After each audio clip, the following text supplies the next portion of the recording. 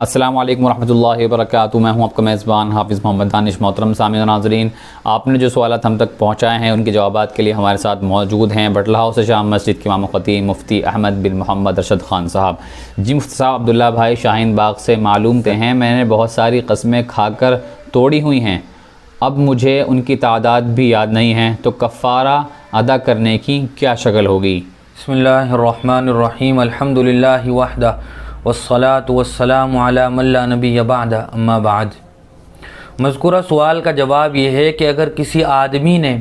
ایک ہی چیز کے یا ایک ہی کام کے کرنے سے متعلق بہت ساری قسمیں کھائی ہوئی ہیں اور وہ قسمیں کھا کر توڑ دی ہیں، تو ان تمام تر قسموں کا ایک ہی کفارہ ہوگا۔ لیکن اگر کسی آدمی نے بہت سارے کاموں پر الگ الگ قسمیں کھائی ہوئی ہیں، وہ کام الگ الگ ہیں اور ان پر قسمیں کھائی ہوئی ہیں اور ان کاموں پر ان قسموں کو توڑ دیا ہے، تو پھر ان قسموں کے کفاروں میں تداخل نہیں ہوگا، یعنی ہر ایک کا الگ الگ کفارہ ادا کرنا پڑے گا۔ اس کی مثال یہ ہے کہ ایک آدمی نے یہ قسم کھائی کہ میں اللہ کی قسم آئندہ سگریٹ نہیں پیوں گا، یہ قسم کھائی، لیکن اس قسم کو کھانے کے بعد کچھ دنوں کے بعد توڑ دیا۔ پھر قسم کھائی کہ اللہ کی قسم میں اب آئندہ سگریٹ نہیں پیوں گا۔ اس طرح اس نے کئی بار کیا اور پھر بعد میں اس کو استحضار ہوا کہ میں نے اتنی سارے قسمیں کھا لی ہیں اور وہ کفارہ ادا کرنا چاہتا ہے، تو ان سب قسموں کا ایک ہی کفارہ ادا ہو جائے گا، چونکہ ایک ہی کام پر ایک ہی چیز پر قسمیں کھائی ہوئی ہیں۔ لیکن اگر ایک آدمی نے قسم کھائی کہ میں اب آئندہ سگریٹ نہیں پیوں گا، یہ قسم کھائی اور توڑ دی، آئندہ چل کر اس نے یہ قسم کھائی کہ میں اللہ کی قسم فلاں کام نہیں کروں گا، فلاں سے بات نہیں کروں گا، فلاں کے گھر نہیں جاؤں گا، یہ قسم کھائی، پھر اس قسم کو توڑ دیا، پھر آگے چل کر تیسرے کسی کام پر قسم کھائی کہ میں یہ اللہ کی قسم کھانا نہیں کھاؤں گا مثال کے طور پر۔ اس طرح اس نے الگ الگ کاموں پر قسمیں کھائی ہیں، تو ان سب کا کفارہ الگ الگ ہوگا، چونکہ سب کام بھی الگ الگ ہیں، ان میں تداخل نہیں ہوگا۔ اور قسم کا کفارہ یہ ہے کہ آدمی 10 مسکینوں کو 2 وقت پیٹ بھر کر اچھی طرح کھانا کھلا دے، یا 10 مسکینوں کو صدقہ فطر کی مقدار کے برابر گیہوں یا اس کی قیمت دے دے، جو 1.25 کلو گیہوں بنتے ہیں، یا یہ کہ وہ 10 مسکینوں کو ایک ایک جوڑی کپڑا پہنا دے۔ اور اگر کوئی آدمی یہ بھی نہیں کر سکتا تو پھر وہ 3 روزے مسلسل رکھے، یعنی 3 روزے رکھنے میں ایک کفارے کی ادائیگی میں وہ درمیان میں کوئی روزہ نہ چھوڑے، 2 روزے رکھے اور تیسرا روزہ چھوڑ دیا تو پھر نئے سرے سے 3 روزے رکھنے پڑیں گے۔ اور اگر کسی آدمی کو یہ یاد نہ ہو کہ میں نے کتنی قسمیں توڑ دی ہیں اور میں کتنے کفارے ادا کروں، تو ایسا آدمی اپنے ذہن پر دباؤ ڈالے اور غور کرے کہ میں نے کتنی قسمیں کھا کر توڑ دی ہوں گی، تو جہاں جا کر اس کے ذہن میں شرح صدر ہو جائے کہ ہاں اتنی وہ 10 قسمیں ہیں یا 8 قسمیں ہیں، غور و فکر کے بعد کوئی خاص تعداد ذہن میں آ جائے تو اتنے ہی کفارے ادا کرنا ضروری ہوگا، اور بہتر ہے کہ وہ اس سے زیادہ ادا کر دے، تو اس میں بھی کوئی حرج نہیں ہے۔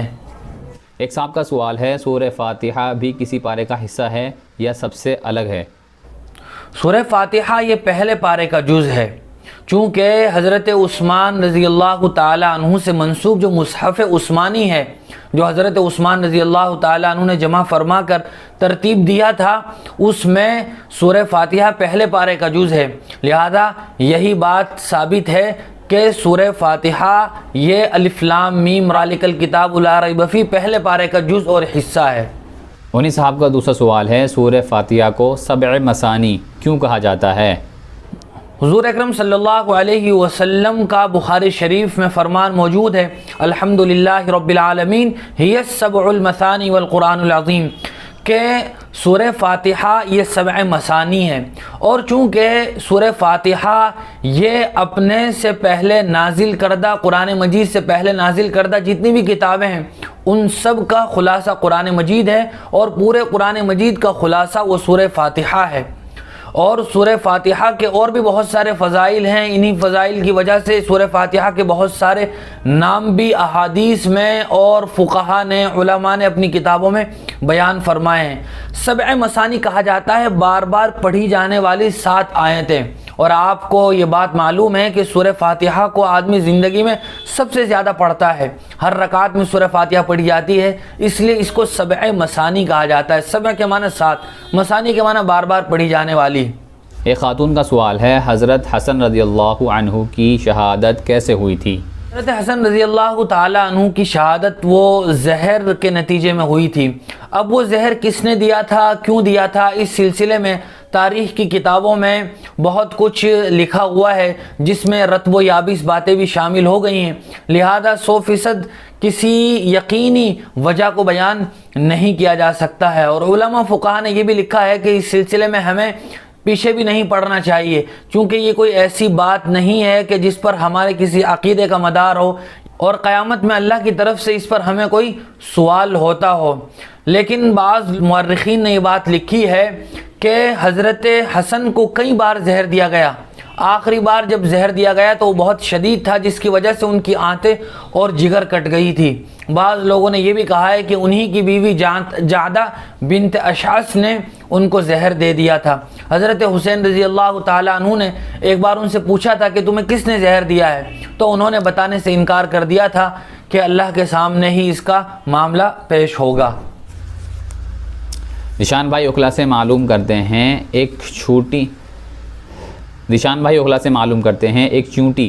وہ ہوتی ہے جو کاٹتی ہے، کیا ہم اس کو مار سکتے ہیں یا نہیں؟ جی ہاں، ایسی چیونٹی جو آدمی کو تکلیف دیتی ہو، اس کے لیے اذیت کا باعث بن سکتی ہو، تو اس چیونٹی کو مار سکتے ہیں، اور مارنے کے لیے دوائی وغیرہ بھی استعمال کی جا سکتی ہے، لیکن جلایا نہیں جا سکتا ہے کہ کوئی آدمی چیونٹیوں پر آگ ڈال دے، یا یہ کہ چیونٹیوں کو اٹھا کے آگ میں ڈال دے، چونکہ آگ کا عذاب یا آگ کی سزا صرف اللہ تبارک و تعالیٰ ہی دے سکتے ہیں، تو آگ میں تو نہیں ڈالا جا سکتا، البتہ دوسرے کسی طریقے سے ان کو مارنے کی گنجائش ہے۔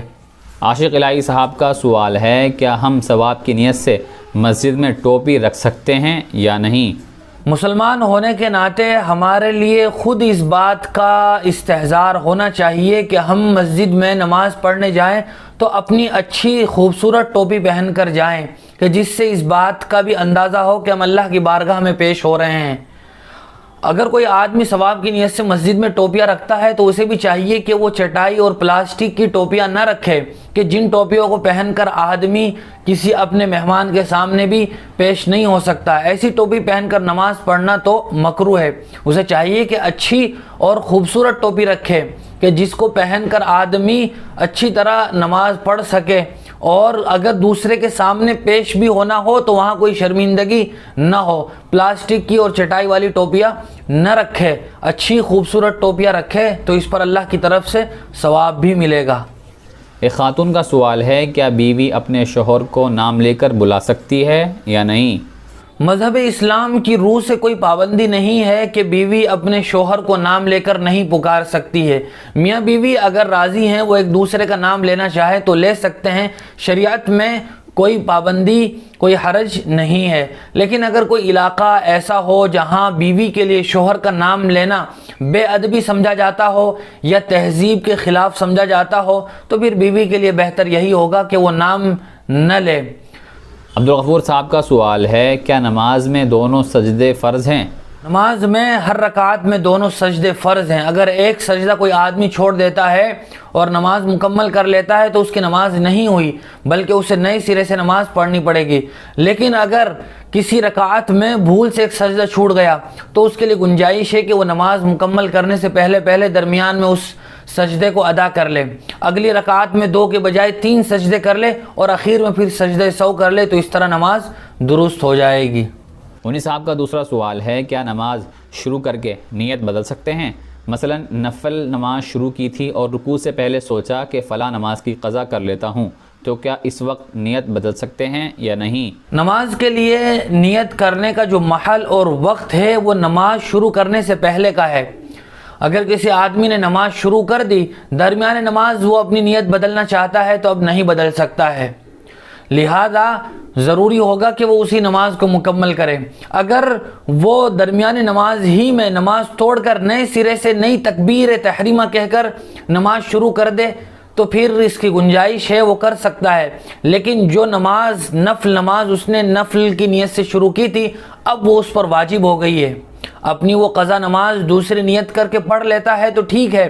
لیکن جو اس نے توڑ کر دوسری نیت کی ہے وہ نفل نماز اس پر واجب ہو گئی ہے، چونکہ نفل نماز یہ شروع کرنے سے واجب ہو جاتی ہے۔ مثال کے طور پر کسی آدمی نے نفل روزے کی نیت سے روزہ رکھا، آدھے دن میں جا کے توڑ دیا تو پہلے تو اس پر یہ نفل روزہ واجب نہیں تھا لیکن اب یہ واجب ہو گیا۔ اسی طرح کسی آدمی نے 2 رکعت نفل کی نیت سے نیت باندھی، درمیان میں 1 رکعت پڑھ کر اس نفل نماز کو توڑ دیا تو اب یہ اس پر واجب ہو گئی، لہذا بعد میں اس کو بھی ادا کرنا پڑے گا۔ بہت شکریہ مفتی صاحب آپ کا اسی طرح کی مزید مسائل کی جانکاری کے لیے۔ آپ ہمارے دار ارقم یوٹیوب چینل کو سبسکرائب کریں، ویڈیو کے نوٹیفیکیشن کے لیے بیل آئیکن کو پریس کریں، ویڈیو کو لائک کریں، صدقہ جاریہ کی نیت سے ویڈیو کو شیئر بھی کریں اور اسی طرح اپنا سوال ہم تک پہنچاتے رہیں۔ جزاک اللہ۔